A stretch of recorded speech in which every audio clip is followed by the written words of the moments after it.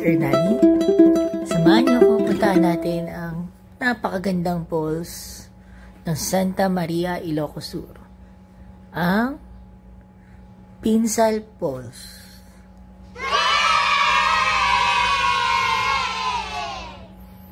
Hindi lang siya isang falls, kundi dalawa. So, twin falls po ang makikita natin dito. Na tinatawag nilang Pinsal Falls.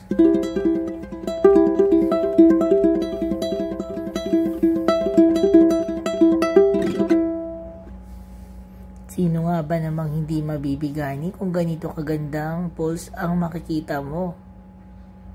Talagang mapapaligo ka, may enjoy mo, hindi lang ikaw kundi ng buong pamilya pag pumunta ka dito sa Pinsal Falls.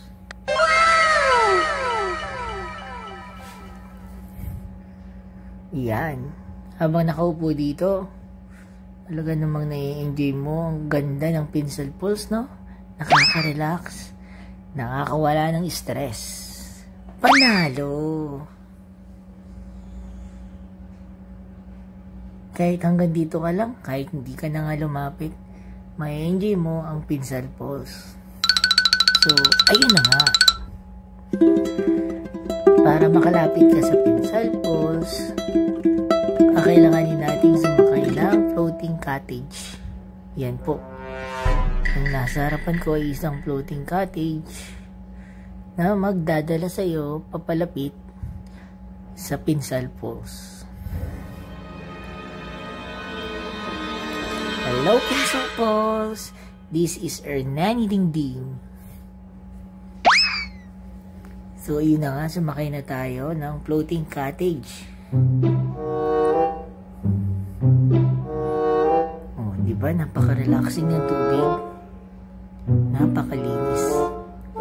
Dito pala ay parang gusto ko nang lumusong at damhin ang napakalinis na tubig ng Pinsal Falls.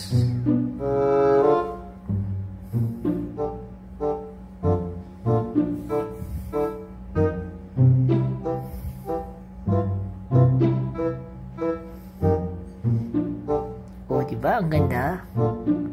At yan po, siya po si guide. Siya po yung nagmamaniobra ng floating cottage. So, hinihila lang po niya. Yes po, hinihila lang po niya. Kasi hindi naman po siya ganun kalalim. At hindi rin ganun kalakas yung current ng water. So, kayang-kaya ni Sir yan. So, yun, medyo papalapit na kami. So, dalawang falls po siya. Pero dito po kami dinala ni guide. Yan, yun nga po. May mga nauna sa aming naligo. At talaga namang enjoy na enjoy silang mga magkakaibigan. At ako, ay talagang excited na. Sobrang ganda ng Pinsal Falls. Naglinaw ng tubig, di ba? Sobrang inviting. So, ayun na nga. Nandito na nga po nag-stop yung aming floating cottage.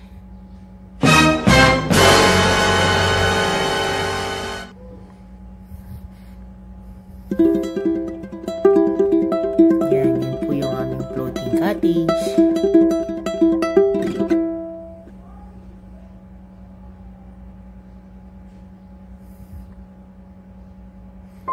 Dito muna ako uupo. Nakaka-relax, nakakawala ng stress. Habang nakaupo ako dito, tinititigan ko lang po itong si Pinsal Falls. Diba?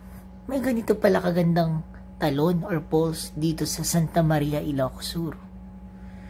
Amazing! Nakakamangha. Nakakawala ng stress. Isa pa to. Tinignan ko rin yung isang falls ng Pinsal Falls kasi nga dalawa sila. Parehong maganda at parehong malakas po yung tubig nung kami ay nakarating dito.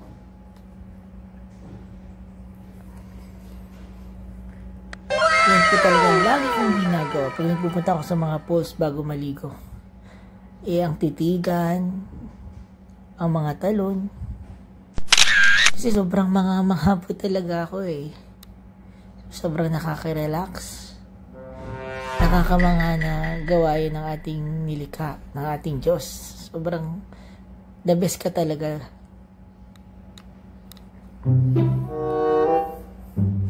So, ayun na nga po. May isa pong turista na tinry po niyang umakyat para malaman kung ano yung makikita sa taas ng Pinsal Falls.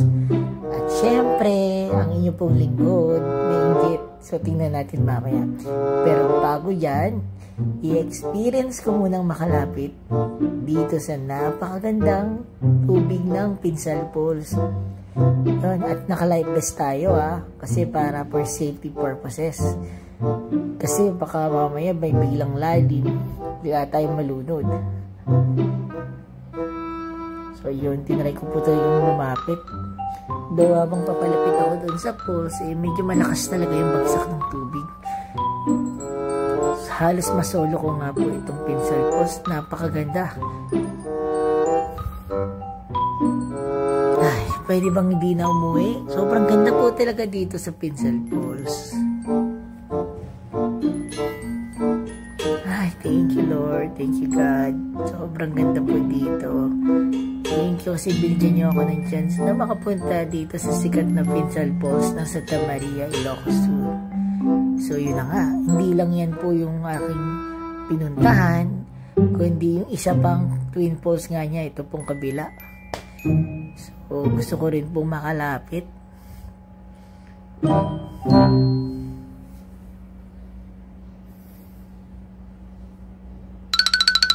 So diba, hindi masyadong malalim. Halos hanggang tuhod ko lang. Pero syempre, para lang makasure tayo, ayan na, nakakalapit na nga po ako sa kabilang side ng Pinsal Falls at pareho din maganda. Pero mas malakas po yung isang falls ng Pinsal Falls, pero ito equally pareho silang maganda.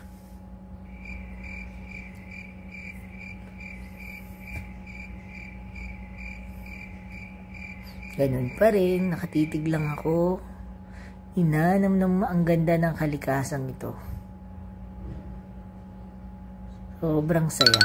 At yun na nga, after natin magbasa at makalapit sa falls ng Pinsal Falls, na-curious ako. Gusto ko rin makita yung taas ng Pinsal Falls, kung ano rin kaya yung makikita ko. Meron din kayang falls sa taas? Ano kayang view makikita? So, na-excite ako. Ayun na nga po, nagpaan na nga lang ako. Medyo madulas po kasi yung parang ginawa nilang hagdan. So yun, parang nag-ukit sila ng parang tapakan paakyat ng Pinsal Falls. So medyo madulas. So para maiwasan po yung pagkadulas ko or pagkahulog, nagpaan na lamang ako. Yun nga lang, mali yung naging decision ko kasi nga dahil tirik po ang araw, habang papataas po ko ng papataas hanggang sa makarating sa taas ng Pinsal Falls, hindi ko na talaga naikot yung buong taas. Kasi sobrang init, sobrang napaso po yung paa ko. Sobrang namula. As in talagang sobrang init po ng mga bato na yan. At ito na nga po yung view ng Pinsal Falls. Ay, sino ba namang hindi mabibigani sa ganitong tanawin? Parang solong-solo kong talong ito. Napakaganda ng tubig, may rainbow pa. At ito nga, ang ganda, panalo. Amazing! Oh, di ba? At ito po yung ibabaw ng Pinsal Falls. Gusto ko ba kung makalapit dyan sa mga mini falls dyan? Hindi ko na po nagawa kasi sobrang sakit na ng aking mga paa. Nagpapalitos po siya sa sobrang init. So, minabuti kung dito na lamang ako sa aking kinatatayuan at ito yung akin na lamang binidyoan. Pero tingnan nyo naman po, kahit hanggang dito lang po akong nabot ko. Ito talaga namang talagang sobrang ganda po talaga nitong Pinsal Falls.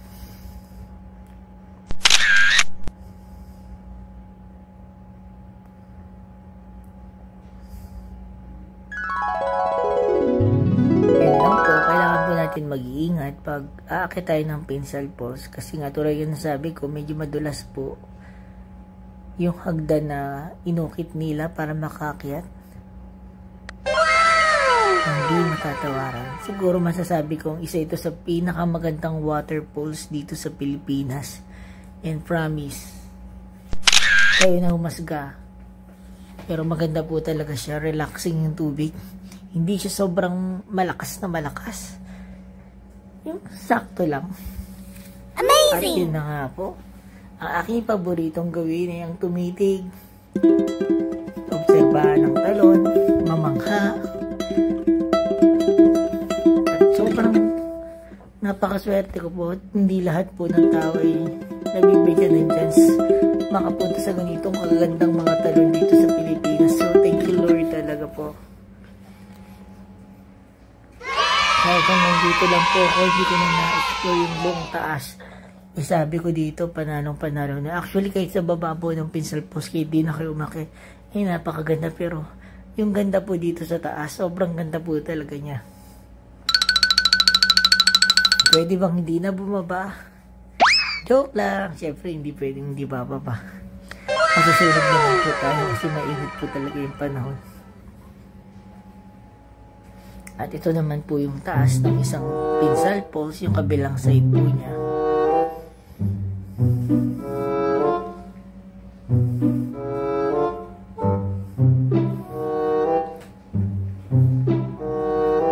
Nakakamangha po talaga.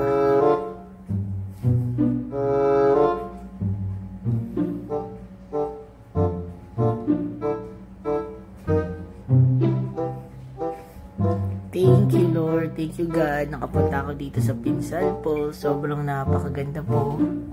Halos masolo ko yung lugar.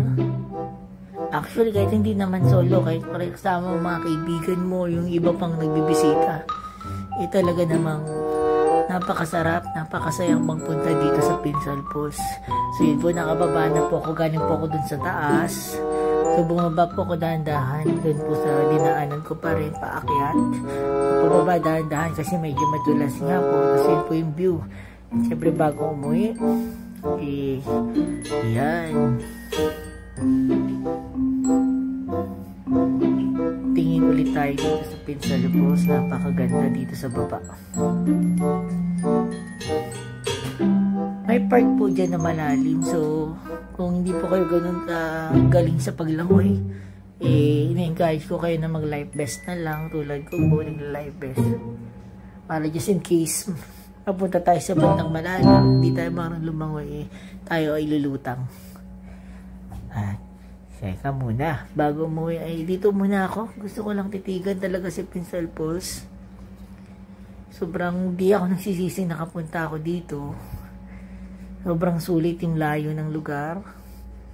At yun na nga po, si guide po, hinihila niya na po yung cottage kasi babalik na po kami doon po sa pinanggalingan kung saan magpapalit ng damit.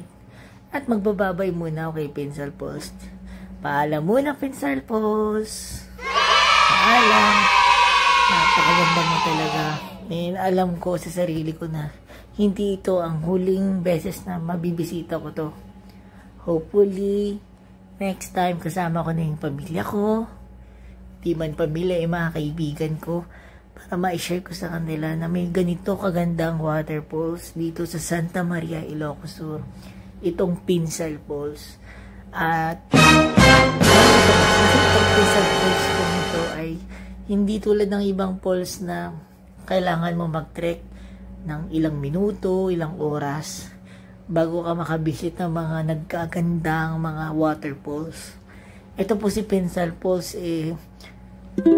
kung manggagaling ka ng Manila, sasakay ka lang ng bus papuntang Lawag or Ilocos, bababa ka lang sa bayan ng Santa Maria. And pag nandun ka sa Santa Maria, may pila po ng mga tricycle doon. Sabihin lang po ninyo na kayo ay pupunta ng Pinsal Post at tada, nandun ka na sa Pinsal Post. Kaya paalam na. Salamat po.